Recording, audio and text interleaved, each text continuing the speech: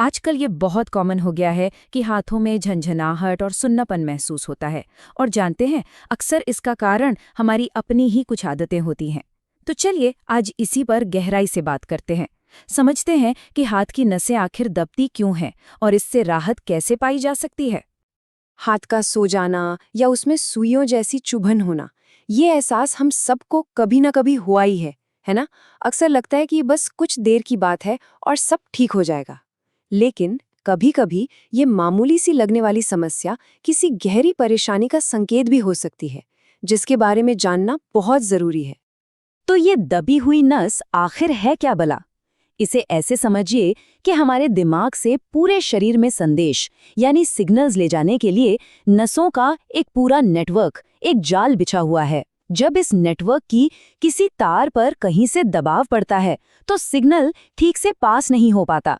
बस इसी रुकावट की वजह से हमें झंझनाहट या सुन्नपन महसूस होता है।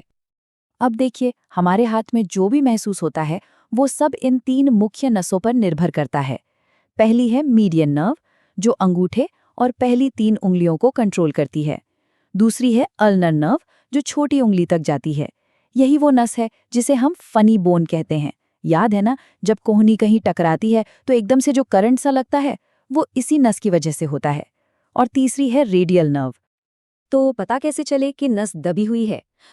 इसके कुछ साफ साफ संकेत हैं, जैसे हाथ का बार बार सो जाना, सुइयों जैसी चुभन महसूस होना, जलन या तेज दर्द होना, और कभी-कभी चीजों को पकड़ने में कमजोरी लगना। अक्सर ये दर्द रात के समय और बढ़ जाता है। चलिए, अब उन वजहों पर आते हैं जिनकी वजह से नसें दब जाती हैं। और शायद ये जानकर थोड़ी हैरानी हो कि इनमें से कुछ तो हमारी रोज की आदतें ही हैं।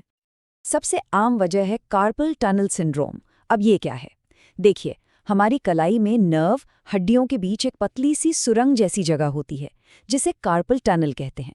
जब हम लगातार टाइपिंग या माउस का इस्तेमाल करते हैं तो यहाँ सूजन आ सकती है और वो मीडियन नर्व पर दबाव डालने लगती है। और हाँ, ये सुनकर शायद थोड़ा अजीब लगे, लेकिन लगातार गर्दन झुकाकर फोन इस्तेमाल करने की आदत, वो भी एक बहुत बड़ी वजह है। इससे होता यह है कि गर्दन की नस दबती है, लेकिन उसका दर्द और झंझनाहट हाथों तक महसूस होती है ना। ये हैरान करने वाली बात कि समस्या गर्दन में है और असर हाथ पर हो रहा है। कोई भी ऐसा काम जिसमें एक ही मूवमेंट बार बार और लंबे समय तक करना पड़े, वो नसों पर दबाव डाल सकता है। चाहे वो कंप्यूटर पे काम हो, किसी औजार का इस्तेमाल करना हो या फिर कोई म्यूजिकल इंस्ट्रूमेंट बजाना हो। इनके अलावा कुछ हेल्थ कंडीशंस भी हैं, जैसे गठिया या डायबिटीज, ये भी इस समस्या को बढ़ा सकती हैं।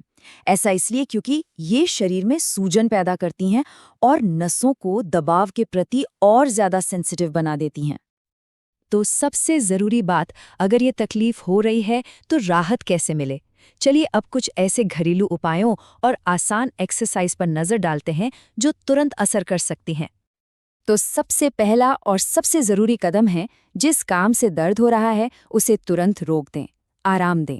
रात में सोते समय कलाई को सीधा रखने के लिए ब्रेस या स्प्लिंट पहनना बहुत फायदेमंद हो सकता है।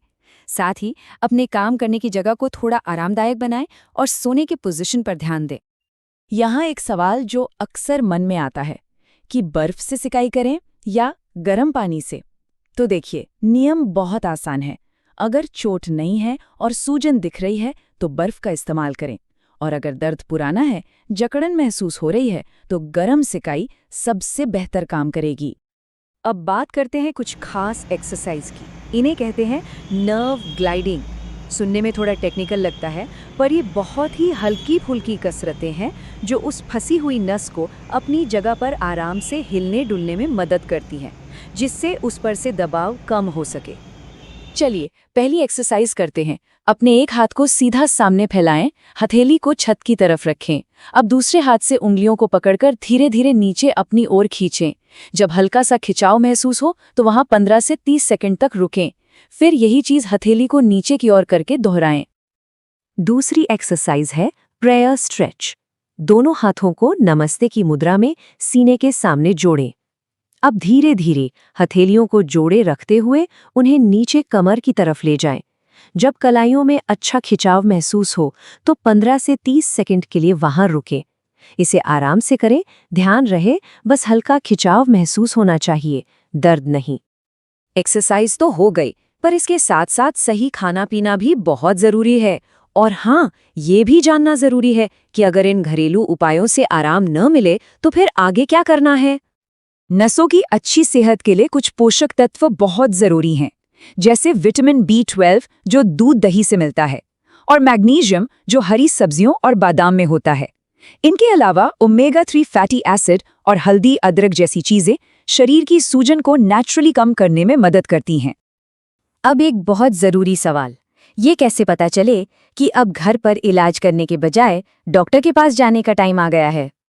अगर हाथ से चीजें बार बार गिरने लगें, दर्द या सुनपन लगातार बना रहे और दिन ब दिन बढ़ता जाए, हाथ की मांसपेशियां पतली होती दिखें, या फिर दर्द छाती की तरफ फैल रहा हो, तो इसे बिल्कुल भी नजरअंदाज ना करें।